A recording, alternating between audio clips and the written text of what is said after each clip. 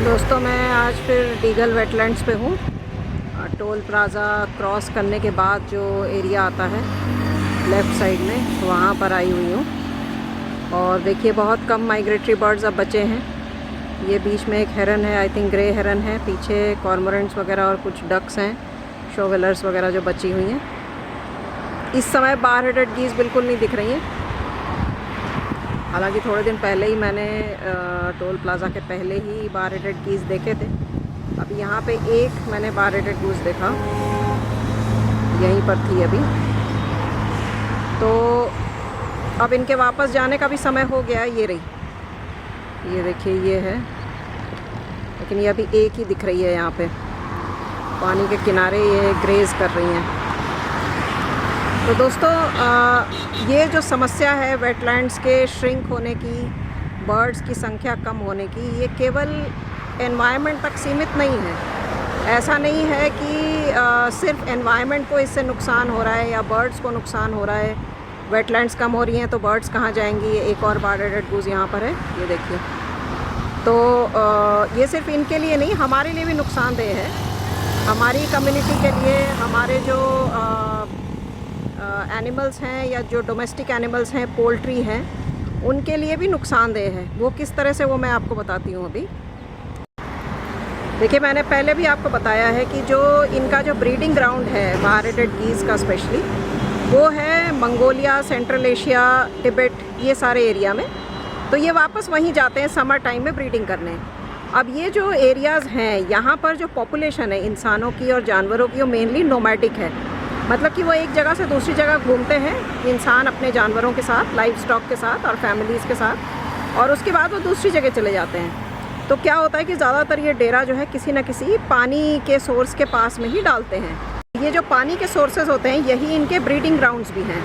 तो क्या होता है कि यदि कोई इंसान या जानवर इसमें से बीमार है, अब देखिए यहाँ पर एक स्टॉक बैठा है, मेरे ख्याल से ये एशियन ओपन बिल है, पेंटेड स्टॉक तो नहीं लग रहा है क्योंकि धूप बहुत तेज़ पड़ रही है, मुझे दिखाई नहीं दे रहा ठीक से। तो क्या होता है कि वाटर सोर्सेज जब भी इन्फेक्ट होते हैं तो वो इन्फेक्शन इन पक्षियों में भी फैल जाता है। तो कॉमनली जो infection in bar headed geese के थ्रू हमारे डोमेस्टिक पोल्ट्री में स्प्रेड करता है, वो है इन्फ्लुएंज़ा ए, मतलब जो एवियन इन्फ्लुएंज़ा होता है या जिसको बर्ड फ्लू कहा जाता है।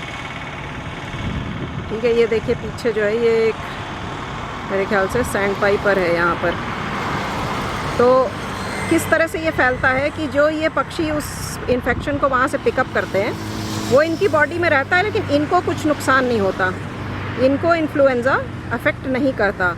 लेकिन जब इनका ब्रीडिंग सीज़न ख़त्म होता है और वहाँ पे ठंड पड़नी शुरू हो जाती है और ये माइग्रेट करके सदर्न, मतलब वार्मर क्लाइमेट में आते हैं, जिसमें कि ये इंडिया में भी आ जाते हैं, साउथ ईस्ट एशिया में बाकी भी बहुत सारी जगह पर जाते हैं, तो वो इन्फेक्शन अपने साथ कैरी करते हैं। और हमारे यहाँ क्या हो रहा है कि वेटलैंड्स कम हो रहे हैं, तो जो एरिया इनके लिए पहले डेजिग्नेटेड था, जहाँ ये आराम से रहते थे अलग, हमारे डोमेस्टिक पोल्ट्री के साथ मिक्सअप नहीं होते थे, वो जगह कम होती जा रही है। तो अब ये क्या करेंगे, जब ये आ रहे हैं विंटर डेस्टिनेशन में, तो ये किसी न किसी जगह तो जाएंगे।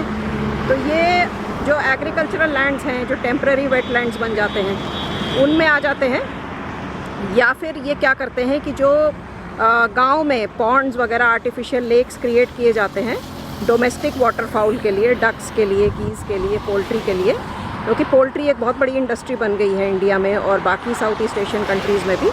तो ये उन जगहों पर आ जाते हैं और डोमेस्टिक फाउल के साथ मिक्सअप हो जाते हैं। डोमेस्टिक फाउल के साथ मिक्सअप होने में नुकसान ये है कि जो वो बर्ड्स हैं, उनकी बॉडी में ना तो रेजिस्टेंस है इन्फेक्शन के अगेंस्ट, और वो बीमारी उनमें प्रेजेंट कर जाती है। और साथ में इंसान को किस तरह से नुकसान होता है कि जब वो इन्फेक्शन का पता चलने से पहले वो पोल्ट्री बेच दी जाती है बाज़ार में और उसको लोग ख़रीद लेते हैं और कंज्यूम कर लेते हैं, तो इस तरह से वो इन्फेक्शन इंसानों में भी फैल जाता है। तो इन्फ्लुएंज़ा ए का ये बहुत एक कॉमन तरीका है फैलने का। और एक साल ऐसा था बीच में 2020 या 21, जिसमें हमारे देश में जो रामसर साइट वाले वेटलैंड्स हैं, उसमें से एक है पोंग डैम वेटलैंड्स, जो हिमाचल प्रदेश में है। और वहाँ पर करीब करीब 5000 बार हेडेड गीज़ जो है वो मरी हुई पाई गई थी इसी समय माइग्रेटरी सीज़न में, जिस समय ये आती हैं। ये देखिए सामने आपको दिख रही है ये गूस, 4-5 ही देखी मैंने आज यहाँ पर। काफ़ी बड़ा झुंड था उस दिन, 30-35 थे, लेकिन अब ये इतने ही रह गए हैं। हो सकता है अभी गर्मी ज़्यादा है इसलिए कहीं और होंगे, लेकिन नहीं दिखाई दे रहे हैं वैसे भी। तो होता ये है कि वेटलैंड श्रिंक होने के कारण जो इनकी मिक्सिंग होती है डोमेस्टिक पोल्ट्री के साथ, उसमें ये इनके अंदर जो बीमारियां लेटेंट फॉर्म में होती हैं वो डोमेस्टिक पोल्ट्री में भी फैलती हैं और इंसानों में भी फैलती हैं। और आपको पता है कि उसमें क्या हो सकता है। कई बड़ी बड़ी महामारियां आई हैं, इन्फ्लुएंज़ा की भी, कोविड की महामारी भी सबने देखी है। तो इस तरह की जो बीमारियां हैं ये फैलने के चांसेस और ज़्यादा बढ़ जाते हैं जब ये वाइल्ड बर्ड्स के लिए जो डेजिग्नेटेड एरियाज़ हैं वो कम हो जाते हैं और वो डोमेस्टिक एरियाज़ में आ जाते हैं। ठीक वैसे ही जैसे कि वाइल्ड एनिमल्स अब रेजिडेंशियल एरियाज़ में आने लगे हैं, क्योंकि जंगलात कम हो रहे हैं या फिर उनमें आपस में कंपटीशन बढ़ रहा है, इस वजह से उनको वहाँ पर खाना मिलना मुश्किल हो रहा है। तो वो गाँव में डोमेस्टिक एरियाज़ में आ रहे हैं, रेजिडेंशियल एरियाज़ में आ रहे हैं, शहरों में आ रहे हैं खाना ढूंढने के लिए, जिसकी वजह से ह्यूमन एनिमल कॉन्फ्लिक्ट हो रहा है। तो उसी तरह से ये भी एक उसी का फॉर्म है और इसमें इंसान भी नुकसान उठा रहा है। तो वेटलैंड्स को बचाना केवल पक्षियों के लिए, एनवायरनमेंट के लिए ही ज़रूरी नहीं है, हमारे और आपके, हमारे वेलबींग के लिए, हमारे फ्यूचर जनरेशन्स के लिए भी उतना ही ज़रूरी है। वहाँ पर दूर कुछ सफ़ेद सफ़ेद जो दिख रहे हैं वो भी बार हेडेड गीज हैं। वहाँ से भैंसें निकल रही हैं, देखिए अभी भैंसें जो हैं वो वहीं पे चल रही थी और ये अब निकल के जा रही हैं। तो ये उस वाले एरिया में भी कुछ गीज हैं, वहां पर नजर आ रहे हैं, वो भी बार हेडेड गीज ही हैं। इस समय नॉर्मली ये भैंस चरा के और इसको वापस गांव में ले जाते हैं, तो ये वही वाला टाइम है